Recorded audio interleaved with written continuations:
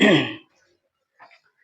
चलिए बच्चों, आगे हम लोग अपने एक नए वीडियो में अपने इलेक्ट्रिसिटी के पार्ट 4 में। आज हम लोग कुछ नए टॉपिक्स पढ़ेंगे। पिछले टॉपिक्स में हमने पढ़ा था कि ओम्स लॉ क्या होता है, रेजिस्टेंस क्या होता है, और मैंने काफी अच्छे से बताया था कि रेजिस्टेंस कैसे बनती है, कैसे प्रोड्यूस होती है और क्या क्या प्रॉब्लम्स उससे होने पड़ते हैं। आज की वीडियो में हम लोग जानेंगे कि वो कौन कौन से फैक्टर्स हैं जिन पर रेजिस्टेंस काम करती है या किस पे डिपेंड करती है, रियोस्टेट क्या होते हैं, रजिस्टर्स क्या होते हैं, रजिस्टिविटी क्या होती है, और हमारा प्यारा series combination and parallel combination. तो चलिए बिना लेट किए स्टार्ट करते हैं। तो हमारा पहला टॉपिक है factors on which resistance depend. वो कौन कौन से फैक्टर्स है जिन पर रेजिस्टेंस डिपेंड करती है। तो हमने रेजिस्टेंस का फॉर्मूला पढ़ रखा है, R इक्वल्स टू रू एल बाई ए। तो जो फॉर्मूला है उन्हीं से बातों पे डिपेंड करेगा। तो पहला हो जाएगा एल, लेंथ ऑफ वायर। तो पहला फैक्टर क्या रहेगा हमारा, लेंथ ऑफ वायर। वायर जितना ज्यादा लंबा रेजिस्टेंस उतना ज्यादा, वायर जितना कम रेजिस्टेंस उतना कम। दूसरा फैक्टर हमारा हो जाएगा ए, जो कि एरिया, कि तार कितना मोटा ले रहे हैं, पतला ले रहे हैं कि मोटा तार है। तार का एरिया जितना ज्यादा रेजिस्टेंस उतना कम। तो दूसरा हो जाएगा एरिया ऑफ वायर। और हमारा तीसरा हो जाएगा टेम्परेचर। क्या हो जाएगा, टेम्परेचर। टेम्परेचर अगर बढ़ता है तो रेजिस्टेंस घटता है। क्यों? क्योंकि वायर जैसे ही हीटेड होती है तो इलेक्ट्रॉन्स को एनर्जी मिलती है और इलेक्ट्रॉन्स काफी अच्छे से फ्लो करते हैं। इसलिए टेम्परेचर भी एक फैक्टर बनती है रेजिस्टेंस को बढ़ाने और घटाने में। और हमारा लास्ट फैक्टर है nature of material. Nature of material means कि हमने वायर कौन सा लिया है, कॉपर वायर है, सिल्वर वायर है, गोल्ड वायर है, टिन वायर है, तो उस पर डिपेंड करता है नेचर ऑफ मटेरियल। आप जैसा वायर लेंगे वो वैसा उसका रहेगा। जैसे कि हमने पढ़ा है कि silver is the best conductor of electricity. Silver हमारा क्या है, बेस्ट कंडक्टर है इलेक्ट्रिसिटी का। इसका मतलब है कि सिल्वर की रेजिस्टेंस सबसे कम होती है। तो आई होप कि आप समझ गए होंगे कि ये फैक्टर्स के क्या है, वो कौन कौन से फैक्टर्स है जिन पर रेजिस्टेंस डिपेंड करती है। चलिए बढ़ते हमारे अगले टॉपिक पे, जो है रियोस्टेट। रियोस्टेट को जानने से पहले हम लोग जानेंगे कि रजिस्टर्स क्या होती है। तो रजिस्टर्स को डिनोट हम लोग ऐसे करते हैं, और कुछ बुक्स ऐसे भी करते हैं। ये दोनों डिनोशन है एक हमारे रजिस्टर्स का। हमें करेंट के वैल्यू को कंट्रोल करना है सर्किट में। जैसे करेंट आ रहा है मेरे पास 20 एम्पियर, लेकिन हमें जो है उसको घटा के 5 एम्पियर पे करना है। तो 20 एम्पियर को घटा के 5 एम्पियर करने में कौन काम आएगा, रजिस्टर। आपने देखा होगा कि चार्जर जो होता है फोन का, उस पे लिखा रहता है 1 ampere current, 1 ampere charger, 2 ampere charger. ठीक है। तो जो हमारा एडेप्टर है चार्जर का, उसके अंदर बहुत सारे रजिस्टर्स लगे होते हैं जो कि करंट को रोक कर बस हमारे फोन तक 1 या 2 एम्पियर करंट को ही जाने देते हैं। जैसे कि हमारे घरों में जो करंट आ रही है वो 20 एम्पियर, 30 एम्पियर ऐसे आ रही है, बोर्ड में हमारा 10 या 20 एम्पियर होता है। तो 20 एम्पियर करंट फोन को मिलेगा तो हमारा फोन ब्लास्ट हो जाएगा। तो हमें उस 20 एम्पियर करंट को रोक कम करके फोन को बस 2 एम्पियर देना होता है। हमारे चार्जर्स में, चार्जर के जो एडेप्टर होते हैं उनके अंदर क्या फिट होता है, रजिस्टर्स, जो इस 20 एम्पियर करंट को कम करके बस फोन तक कितना पहुंचाता है, 2। अगर आपने सिर्फ केबल का यूज करके फोन को चार्ज किया तो वो क्या हो जाएगा, आपका फोन खराब हो जाएगा, क्योंकि वो उतना करंट सह नहीं पाएगा। ठीक है। क्या महाराज जी डिस्टर्ब कर दिए। तो वही मैं कह रहा था कि चार्जर को अगर आप सिर्फ केबल लेकर फोन चार्ज कीजिएगा तो आपका फोन खराब हो जाएगा, क्योंकि आपको फोन डायरेक्ट मिलेगा 20 एम्पियर, फोन ब्लास्ट कर सकती है। तो कृपया इसे ट्राई ना करें, फोन को बिना एडेप्टर के चार्ज ना करें। एडेप्टर हमारा क्या करता है, करंट को रोकने में, रोक कर जितना करंट फोन को चाहिए बस उतना ही वो देने में हेल्प करता है। तो रजिस्टर्स वो सब्सटेंस होते हैं जो रेजिस्टेंस ऑफर करते हैं कि हम आपको इतना रेजिस्टेंस दे रहे हैं, हम इतना करंट रोक सकते हैं। तो रेजिस्टेंस की डेफिनेशन क्या हो जाएगी? The substances that offers resistance. The substances that offers resistance are called resistors. तो वो सब्सटेंस जो ऑफर्स करते हैं रेजिस्टेंस, हम उन्हें बोलते हैं रजिस्टर्स। और आप रजिस्टर्स को रेजिस्टेंस भी बोल सकते हैं। रजिस्टर्स के चाहे रेजिस्टेंस, बात बराबर है। अब बात करते हैं रियोस्टेट की। तो रजिस्टर्स के में आपका जो होता है वो 2 ओम रजिस्टर्स, 5 ओम, 10 ओम ईटीसी अलग अलग रेटिंग के रजिस्टर्स आते हैं जो आपको इतना करंट रोक के देंगे। कोई 2 एम्पियर रोकेगा, कोई 5 एम्पियर, कोई 0.1, कोई 5 ऐसे करके। लेकिन रियो आपको अगर 20 एम्पियर रोकना है तो आपको अलग अलग वैल्यू के 3-4 रजिस्टर्स लगेंगे। लेकिन हमारे पास एक ऐसा रजिस्टर हो जो अपने वैल्यू को खुद एडजस्ट कर ले, अपना रेजिस्टेंस खुद वो एडजस्ट करे कि उसको हम कह दे कि इतना रोकना है तो वो खुद पे खुद एडजस्ट कर ले कि हाँ अभी हमको इतना रोकना है तो हमको 10 एम्पियर रोकना है, अभी 5 अभी है। तो खुद पे वैरी करके वो करंट को कम बेसी कर दे। तो वेरिएबल रेजिस्टेंस को बोलते हैं रियोस्टेट। एग्जाम्पल के तौर पे हम लोग के घरों में जो एसी की स्टेबलाइजर आती है वो कितनी रहती है? 110 वोल्ट से लेकर 320 350 वोल्ट तक। वो उतने से उतने रेंज के बीच में वोल्टेज को वैरी करके हमारे एसी को बचाती है। तो जो हमारा वोल्ट स्टेबलाइजर है एसी का, वो अपने वोल्टेज को इतने से इतने रेंज में शिफ्ट कर सकती है घटने और बढ़ने पे। उसी तरीके से रियोस्टेट भी एक वेरिएबल रेजिस्टेंस है जो अपने रेजिस्टेंस के वैल्यू को घटा और बढ़ा सकता है नीड के अकॉर्डिंग। इसीलिए हमारा रियोस्टेट डिफिनेशन हो जाता है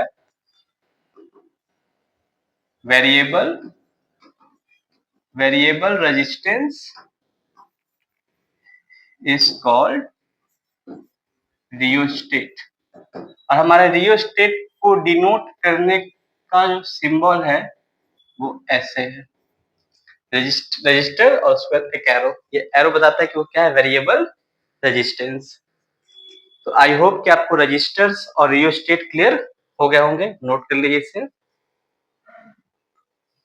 चलिए हम अपने बढ़ते हैं नए अगले टॉपिक पे जो हमारा क्या है? रेजिस्टिविटी। तो सबसे पहले रेजिस्टिविटी क्या होती है? तो हर एक मटेरियल का एक फिक्स रेजिस्टेंस है। जैसे कि आयरन इतना रेजिस्टेंस ऑफर करेगा, गोल्ड इतना, सिल्वर इतना, कॉपर इतना। तो हर मटेरियल का एक फिक्स रेजिस्टेंस है कि ये इतना करंट रोकेगा, इतना रोकेगा, इतना रोकेगा। और रेजिस्टिविटी जो है वो फिक्स जो होती है, क्या होती है? फिक्स। मान लीजिए कह रहे हैं कि हम कि जो मेरा आयरन है वो 2 एम्पियर करंट रोकता है। आप एक आयरन लीजिएगा तो 2 एम्पियर करंट वो रोक सकता है। तो यहाँ पे हम आयरन इतना बड़ा लें चाहे इतना छोटा लें, ये भी 2 एम्पियर रोकेगा और ये भी 2 एम्पियर। तो रेजिस्टिविटी एक फिक्स वैल्यू होती है कि आपको ये सब्सटेंस इतना रेजिस्टेंस देगा ही देगा। तो जो फिक्स वैल्यू है किसी सब्सटेंस का रेजिस्टेंस को लेकर उसको बोलते हैं रेजिस्टिविटी। रेजिस्टिविटी क्या है? The fixed value of the substance to offer resistance is called resistivity. कि जो फिक्स रेजिस्टेंस जो सब्सटेंस ऑफर करता है उसी को बोलते हैं रेजिस्टिविटी। और सबसे कम रेजिस्टिविटी है सिल्वर की। सिल्वर का रेजिस्टिविटी बहुत कम, मतलब कि नेचुरली उसका जो एबिलिटी है करंट रोकने का वो काफी कम है। इसीलिए हमारा सिल्वर क्या है? Best conductor. क्या है? बेस्ट कंडक्टर, क्योंकि सिल्वर की रेजिस्टिविटी बहुत कम होती है। हमारी डिफिनेशन हो जाएगी the naturally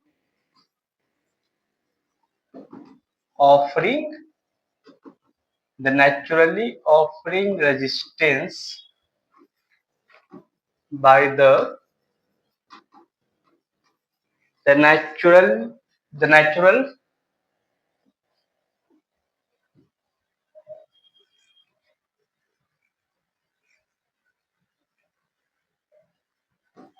naturally offering resistance by the substance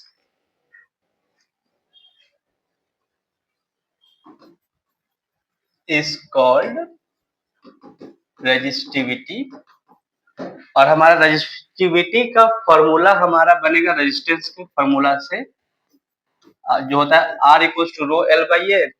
तो हम ए को यहाँ ले आएंगे और रो को एल को भेज देंगे, ए को यहाँ और एल को नीचे, तो R इंटू ए और एल जाएगा हमारा नीचे, तो बच गया रो। इसी रो को हम बोलते हैं, ये हमारा क्या पढ़ते हैं इसको, रो, इसी रो को बोलते हैं रेजिस्टिविटी।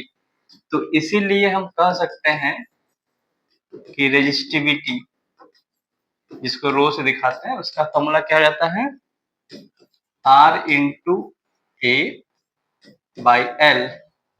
अब बात करें इसकी एसआई यूनिट की, तो रेजिस्टेंस का होता है हमारा ओम, एरिया का होता है मीटर स्क्वायर, और हमारा लेंथ का क्या हो जाएगा, मीटर। तो एक मीटर कैंसिल आउट कर देगा, तो इसकी एसआई यूनिट हो जाती है ओम मीटर। क्या जाती है, तो याद रखिएगा रेजिस्टिविटी की एसआई यूनिट क्या है, ओम मीटर। इसको आप सिंबल के तौर पे ऐसे लिख सकते हैं, ओम मीटर। तो आई होप कि आपको रेजिस्टिविटी समझ में आ गई होगी। एक लिख लीजिए कि silver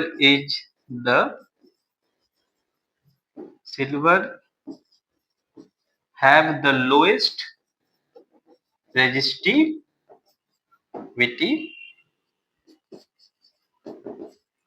resistivity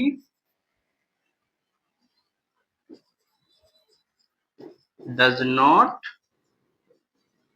depend on length and area of wire।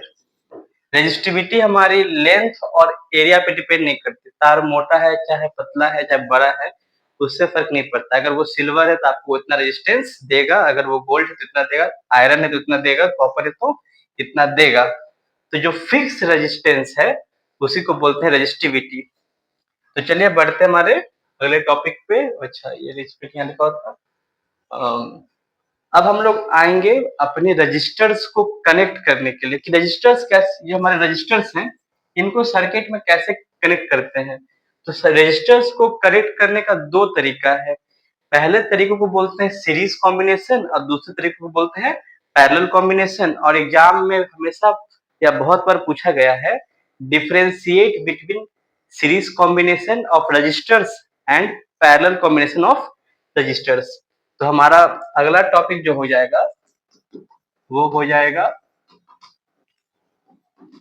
Combination of resistors, जिसको आप रेजिस्टेंस भी कह सकते हैं, कॉम्बिनेशन ऑफ रेजिस्टर्स या रेजिस्टेंस। तो इसका दो तरीका है, सीरीज कॉम्बिनेशन और दूसरा क्या है, पैरेलल कॉम्बिनेशन। मैं आपको एकदम एग्जाम बेसिस पे दिखाऊंगा दोनों का डिफरेंशिएट। तो यहाँ पे हो जाएगा सीरीज कॉम्बिनेशन और इधर पैरेलल कॉम्बिनेशन। तो सीरीज कॉम्बिनेशन में रजिस्टर्स ऐसे ज्वाइन होते हैं,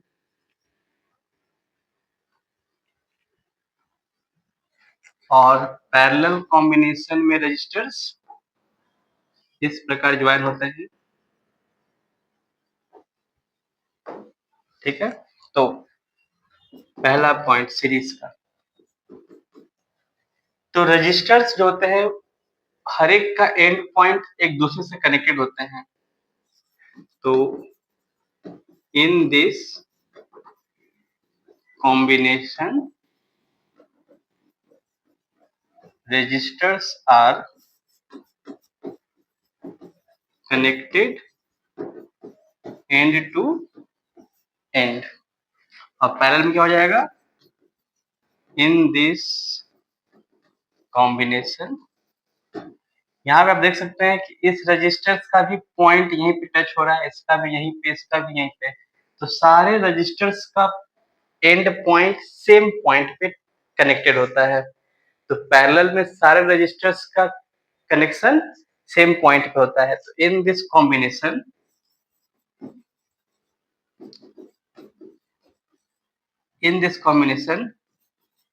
and point of all registers are connected at same point।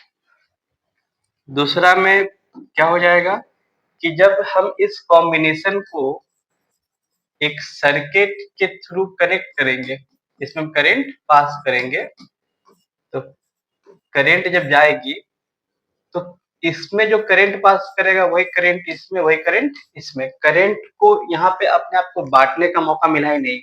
तो सीरीज कॉम्बिनेशन में सारे रेजिस्टेंस के थ्रू करंट सेम होती है। Current is same in all resistors. और यहाँ पे क्या होता है कि जब करंट आती है तो करंट को रास्ता दिखता है बटने का। मान लीजिए करंट आई थी तो ऊपर जाएगी I1, I2 और नीचे आएगी I3, और तीनों होते हुए फिर से क्या बना देगी, I। तो करंट जितना था उतना ही रहता है, बट करंट को अगर बटने का मौका मिलता है तो अपने आप को बांट लेती है अलग अलग भागों में। जैसे मान लीजिए कि यहाँ पे 2 एम्पीयर करंट आ रहा हो तो हो सकता है कि 0.6 यहाँ पे जा रहा हो, 0.4 इसमें और 1 एम्पीयर इसमें, और सब मिलकर वापस में क्या बना देगा, 2। तो पैरेलल कॉम्बिनेशन में करंट बढ़ती है, यहाँ पे करंट को बढ़ने का मौका नहीं मिलता, इसलिए सब जगह करंट सेम होती है। तो current is different in all resistors. तो एक ट्रिक के तौर पर याद रखिए कि सीरीज कॉम्बिनेशन में अगर करंट सेम है तो पक्का पोटेंशियल डिफरेंस ही अलग होगा। Potential difference is different in all registers.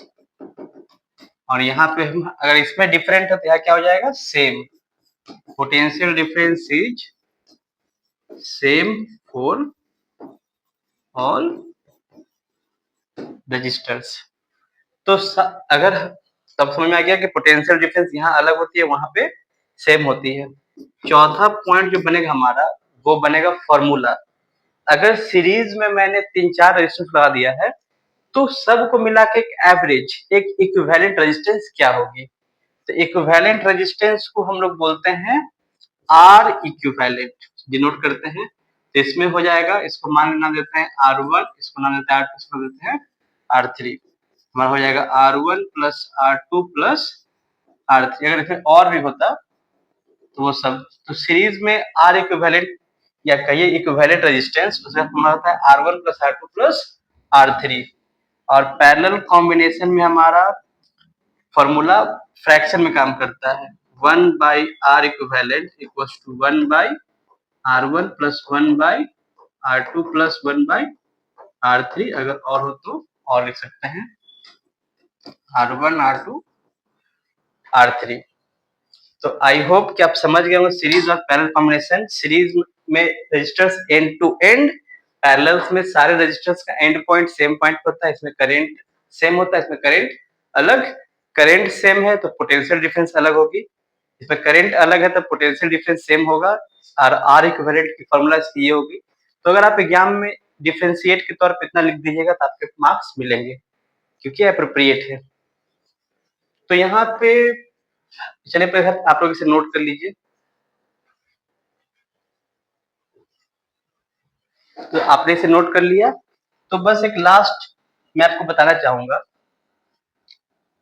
कि अगर आपको पैरेलल कॉम्बिनेशन में 2 रजिस्टर्स हो, क्या हो, न्यूमेरिकल बेसिस पे ये है, ठीक है ना।